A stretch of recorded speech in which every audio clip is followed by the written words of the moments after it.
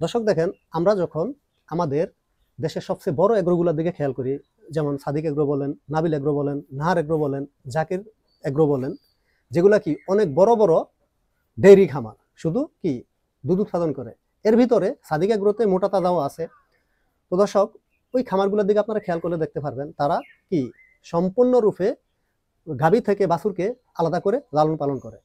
দর্শক, এটা যদি কোনো সুবিধা না থাকতো, বৈজ্ঞানিক কোনো ব্যাখ্যা না থাকতো, তাহলে অবশ্যই তারা এই বিষয়টা করতো না। তারা প্রান্তিক পর্যায়ে যেভাবে আমরা দুধ দহন করতাম, যেভাবে ফানান পদ্ধতিতে দুধ দহন করতাম, ওইভাবেই বাছুরকে গাভীর কাছে নিয়ে তারা দুধ দহন করতেন।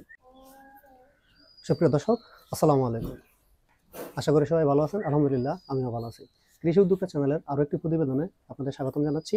পুরো ভিডিও জুড়ে আপনাদের সাথে আছি আমি ইমরান। দর্শক, আমার এক ভিডিওতে 2-3 ভাই কমেন্ট করছেন যে অনেক খামারে ওরা দেখছেন যে গাভী থেকে জন্মের পর গাভী থেকে বাছুর আলাদা করে লালন পালন করে। এটা সুবিধা সম্পর্কে একটু তাদের বলার জন্য। দর্শক, আরেক ভাই ফোন দিয়ে বলছেন যে তার পাশের বাড়ির এক খামারে একই অবস্থা, একইভাবে গরু লালন পালন করে, জন্মের পর থেকে বাছুর আলাদা করে ফেলে। হ্যাঁ, জন্মের পর থেকে তারা বাছুর আলাদা করে ফেলে। এখন উনি নতুন খামার শুরু করছেন, উনি 2টা গাভী দিয়ে শুরু করছেন। উনি কিভাবে গরু লালন পালন করবেন, কিংবা উনি গাভী থেকে বাছুর আলাদা করে লালন পালন করলে কোনো সমস্যা হবে কিনা, এই বিষয়টা একটু ক্লিয়ার করার জন্য। দর্শক দেখেন, আমরা যখন আমাদের দেশের সবচেয়ে বড় এগ্রোগুলোর দিকে খেয়াল করি, যেমন সাদিক এগ্রো বলেন, নাবিল এগ্রো বলেন, নাহার এগ্রো বলেন, জাকির এগ্রো বলেন, যেগুলা কি অনেক বড় বড় ডেইরি খামার, শুধু কি দুধ উৎপাদন করে। এর ভিতরে সাদিক এগ্রোতে মোটা তাজাও আছে। তো দর্শক, ওই খামারগুলোর দিকে আপনারা খেয়াল করলে দেখতে পারবেন তারা কি সম্পূর্ণরূপে গাভী থেকে বাছুরকে আলাদা করে লালন পালন করে।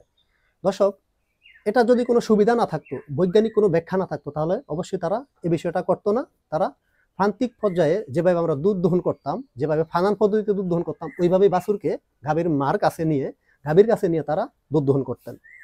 দর্শক, খুব বড় বড় খামারের কথা বললাম না, যারা 1-2টা গাভী পালন করেন ভালো সুযোগ সুবিধার জন্য, কিংবা এই সুবিধাগুলো পাওয়ার কারণে তারাও কি গাভী থেকে বাছুরকে আলাদা করে লালন পালন করে। দর্শক, সত্য কথা বলতে, আমি প্রথমে একটা গাভীতে আমি যখন কিছু বুঝি না, তখন কি এইভাবে প্রান্তিক খামারিদের মতো আমি এই একসাথে আর কি লালন পালন করতাম।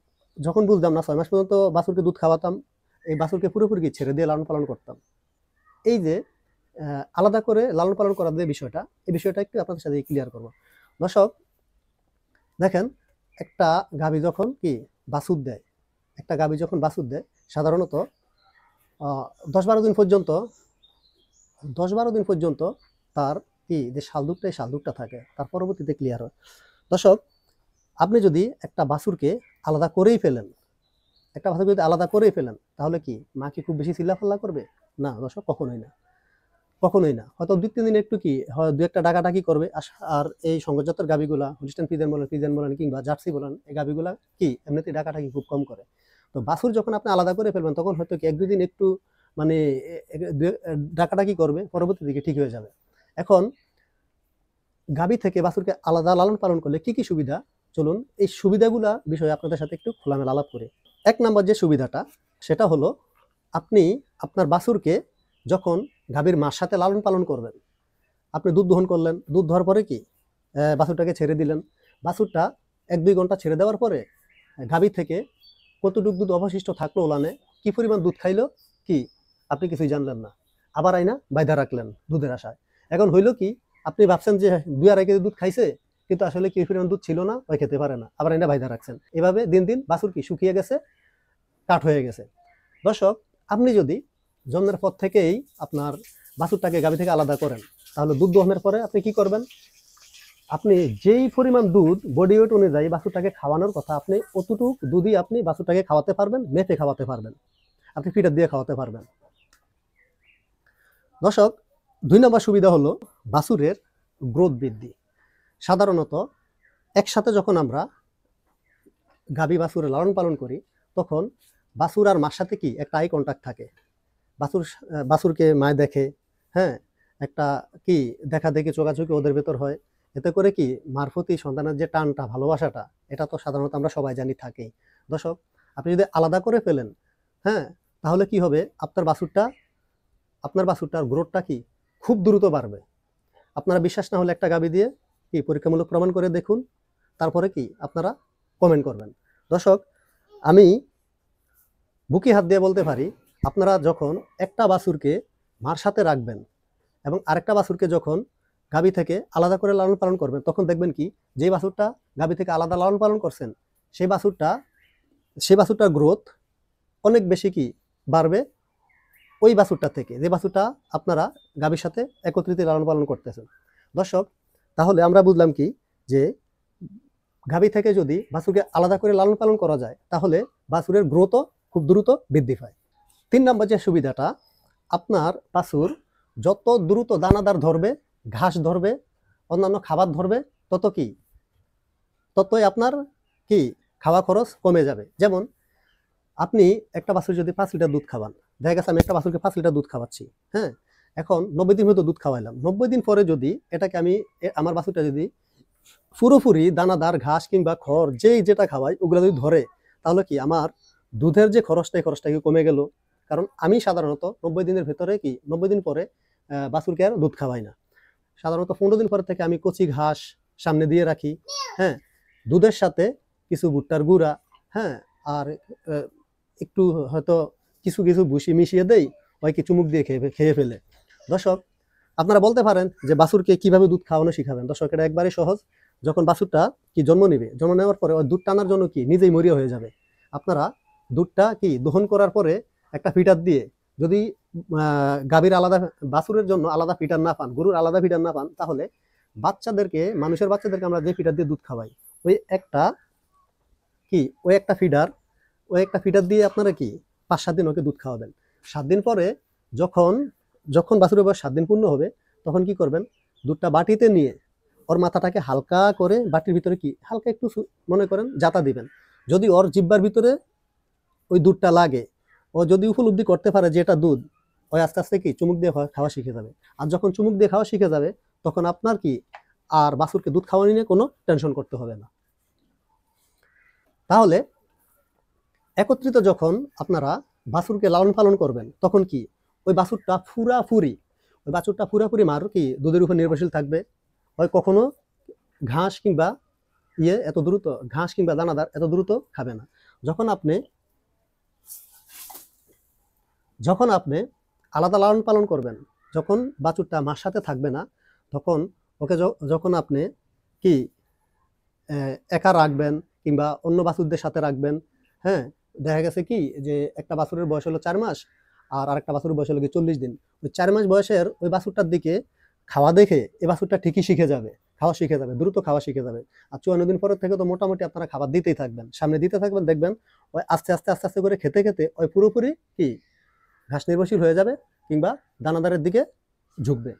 আমরা অনেকে বলি যে অনেক ভাইয়ের আমাকে ফোন দিছে যে গাভী বাছুর দিছে, বাছুর দেওয়ার পরে 8-9 মাস 1 বছর পর্যন্ত হয়ে গেছে, কিন্তু কি গাভীকে ডাকে আসছে না। ডাকে আসার পিছনে অনেকগুলা কারণ আছে দর্শক। সেটার ভিতরে অন্যতম কারণ হলো ওই যে বললাম যে ভিটামিনের ঘাটতির কারণে তো ডাকে আসে না, আর ম্যানেজমেন্টে তো অবশ্যই ত্রুটি আছে। এখন আপনারা যদি আপনাদের গাভীকে দ্রুত ডাকে আনতে চান, তাহলে অবশ্যই এইভাবে আলাদা করে লালন পালন করবেন। আলাদা করে লালন পালন করলে হবে কি যে এই বাছুরের যে মা, ওই ভাববে যে কি ওর বাছুরটা কি কাছে নাই, হ্যাঁ, ওকে যখন না দেখতে ও যখন একাকিত্ব ভুগবে, তখন সাধারণত নরমালি এমনিতেই ডাকে চলে আসবে। গাভী থেকে যদি বাছুর আপনারা আলাদা করে লালন পালন করেন, হ্যাঁ, এবং মাঠ থেকে দূরে সরিয়ে রাখেন, তাহলে সাধারণ তুলনায় আগে ডাকে আসবে। এটা একবার 100% শিওর। দর্শক, আমি একটা ঘটনার কথা বলি। আমি যখন শুরুতে বুঝতাম না, তখন প্রথম গাভীটা দিয়ে আমি যখন একটা গাভী কিনে আনছিলাম, ওই গাভীটাকে দিয়ে আমি ওই যে ফানান পদ্ধতিতে দুধ দহন করতে গেছিলাম। তখন বাছুরের বয়স যখন 2.5 মাস 3 মাস, ওটা গ্রোথ আলহামদুলিল্লাহ যথেষ্ট ভালো ছিল, হ্যাঁ, বড় একটা বাছুর হয়ে গেছিল। এখন ওই বাছুর যখন আমরা দড়ি খুলে যখন নিতে যাইতাম, তখন ওই বাছুর আমাদের 2-3 জনকে কি টাইনা হেসরা নিয়ে ওই গাভীর কাছে ছুটে যাইতো। গাভীও ফালাফালি শুরু করতো, কি হয়েছে। বাছুরও মনে করে দুধ খাওয়ার জন্য মরিয়া হয়ে যাইতো।